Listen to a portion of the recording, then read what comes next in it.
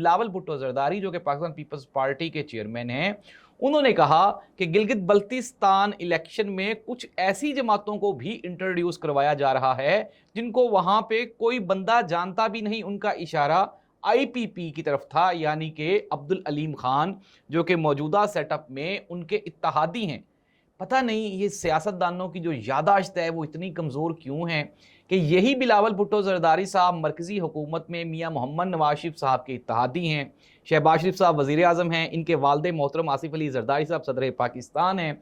लेकिन जीबी के लोगों को वो फिर भी कह रहे हैं कि एक झूठा इंसान जीबी में आ चुका है और वो जीबी वाले लोगों को गुमराह करने की कोशिशें कर रहा है। ये उनका इशारा नवाज शरीफ साहब की जानिब था।